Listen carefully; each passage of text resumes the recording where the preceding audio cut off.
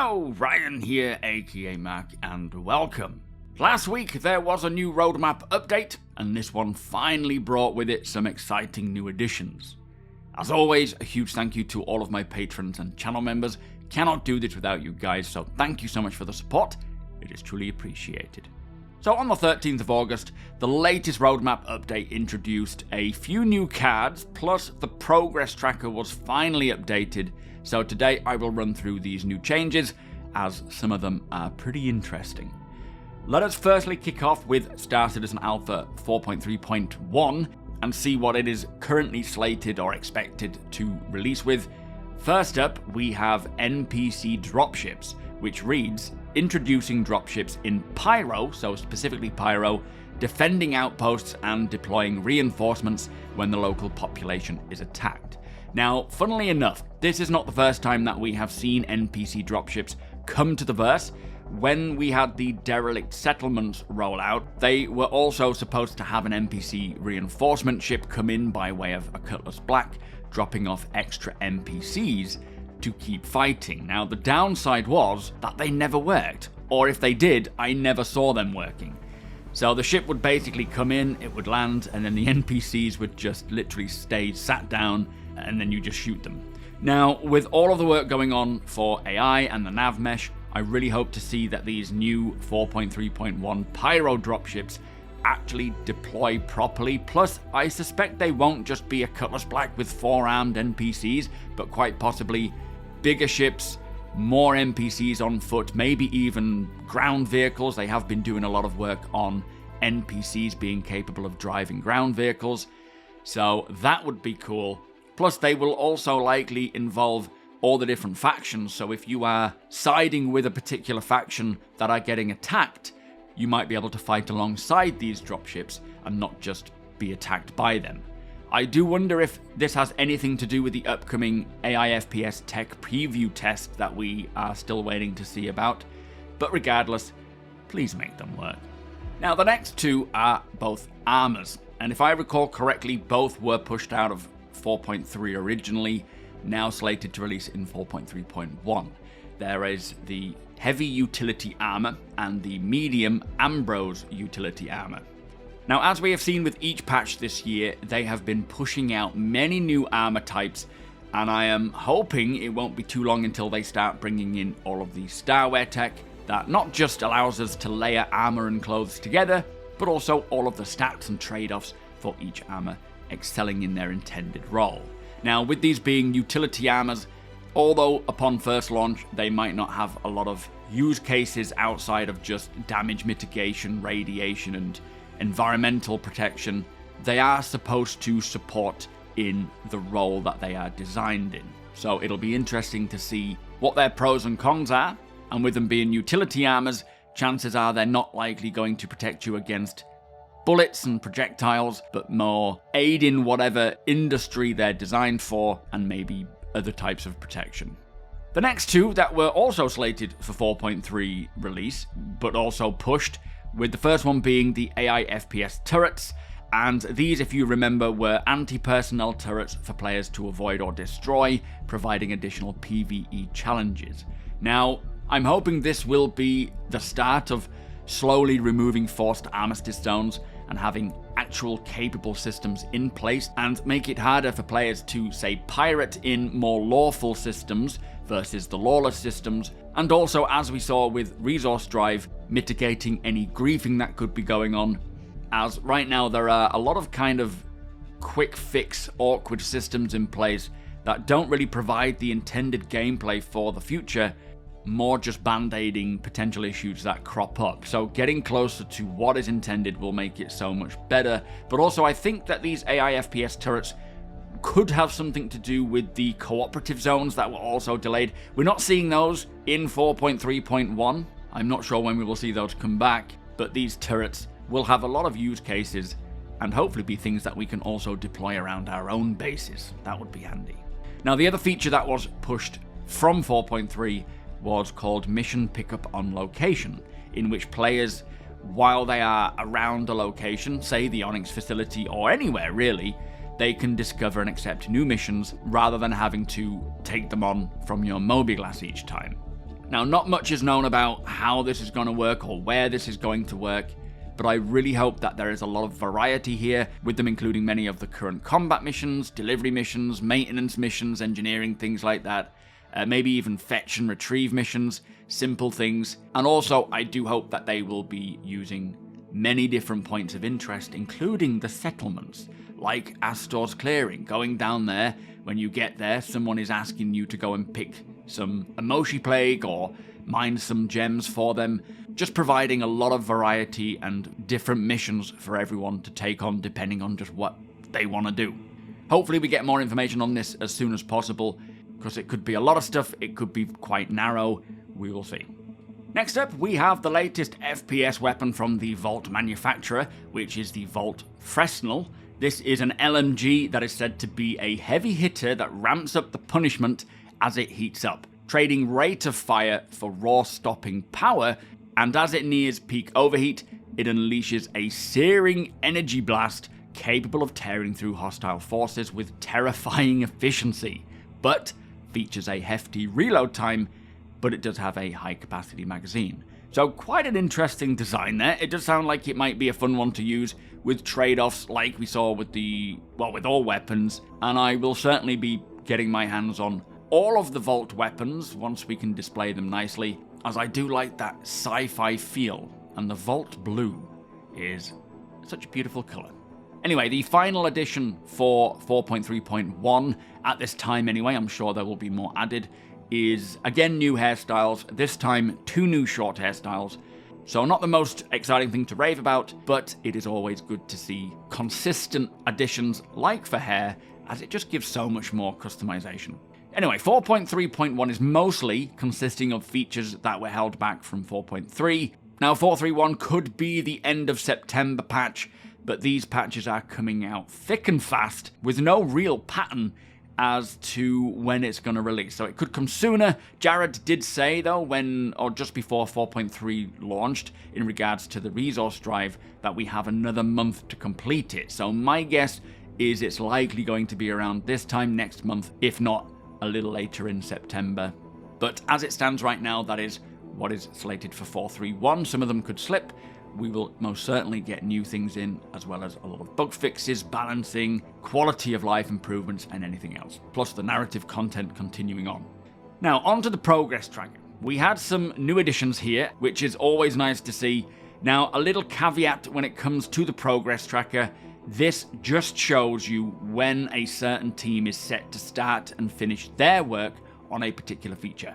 It doesn't mean that that feature is then complete and it's going to release. It just means that that specific team's work will be wrapping up at that time.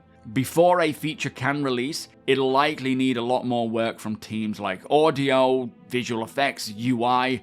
Many downstream teams are the final people to work on it. So do take the progress tracker as it is intended to be used, a visual indication to show when certain teams are working on certain features. Now that said, they can often give a little insight into when a feature might be making its way out, but at the very least it just shows us what work is being done when. Now let us start with engineering.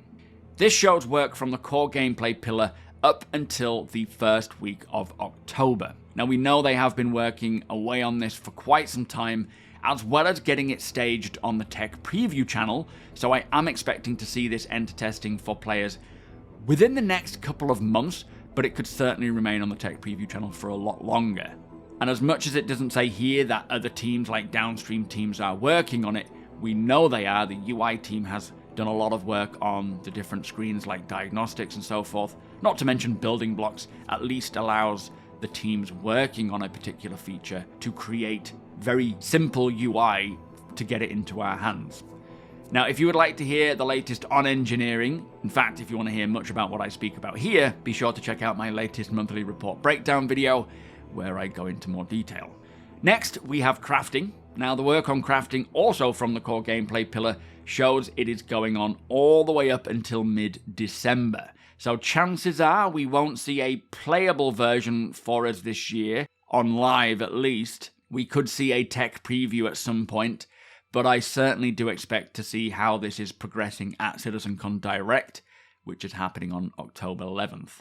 For FPS radars and scanners, this has work from 9 different teams, including the downstream teams, that comes to a close in the first week of October. So I am going to speculate in saying that I think we will see FPS scanning and radar, and hopefully the updated vehicle scanners and radars as well, release for the patch that drops around CitizenCon, if not one of the last patches of the year. That would be a very nice addition. Again, that is just speculation on my part, but if we don't see this come to Tech Preview before CitizenCon, they will probably reveal much of the work done here at CitizenCon Direct as well.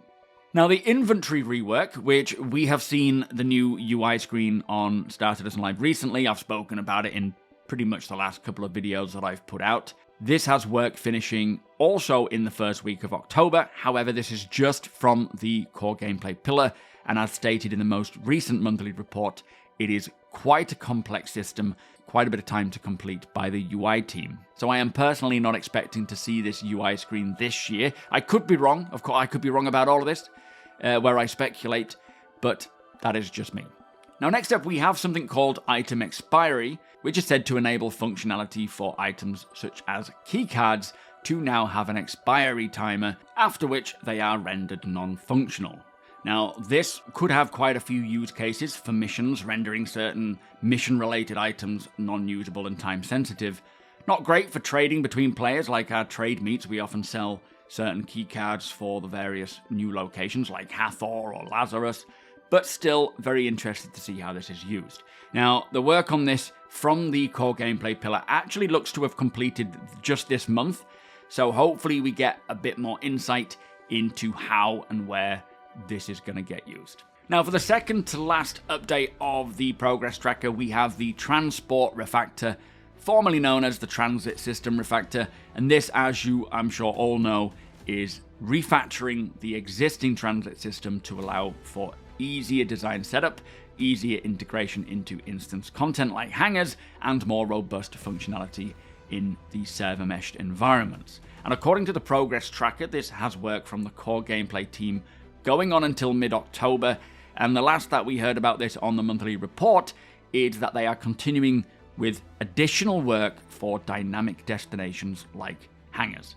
So it sounds like things are progressing pretty well, and they're just doing more work to improve where they can or where they see fit. But not only will this make trains and elevators and things more robust and consistent and less prone to problems, but it will also offer more options and expansion and future-proof it to really improve and streamline where we can take trains to and from, including our hangars. Hopefully this is the year that we see the transport refactor come along. I am expecting it this year, but that might just be my hopium.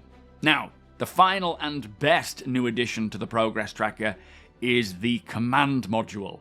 Now, this is finally the introduction of vehicles taking over control from other host vehicles, and primarily used for spaceships like the Caterpillar and, of course, the Ironclad. And this is going to be so good. Being able to use a command module to take control of a Caterpillar body, an Ironclad body, as they do share the same module. Essentially, you could have a single command module act as a cab and have a number of Caterpillar and Ironclad bodies like a fleet of trucks. Now, the work on this from the core gameplay pillar does go on until mid-December. So while it might be possible that the Ironclad releases by the end of the year, it is likely that it won't have this detachable command module, or both the Ironclad and its ability to detach its module could come next year. We just don't know. But the fact that they are now actively working on this command module is wonderful news. I was an owner of a Caterpillar for years, and then once the Hull C came out, I eventually CCU'd to it because it was just a new ship, and I hoped it would function better, but it actually doesn't. But this would be a great addition, and I can see an org like my own org having a few command modules in use, but having bodies of the Caterpillars just set up ready to be picked up and moved around. Plus, not to mention, all we know right now is the Caterpillar, the Ironclad. I think the Endeavour uses this technology as well, not that we're going to see that anytime soon. There could be more, I can't remember, but this opens the door to more ships using this functionality, which is pretty exciting. Anyway, that was the latest roadmap update. Some great things in the works there, and many of which have work concluding this year. But again, by no means does this mean that they will release this year. It is just showing the work that is intended to happen at a certain time of year.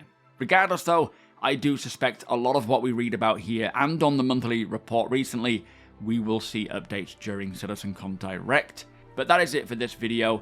For those of you who are interested in converting your phone or tablet into your ship's dashboard, I highly recommend checking out GameGlass. It is a free-to-use app where you get 3 free shards, including this Aegis one. But if you are interested in unlocking more shards or building your own shards, using my link can get you 10% off a monthly or annual pass, or 15% off a lifetime pass where you only need to pay once.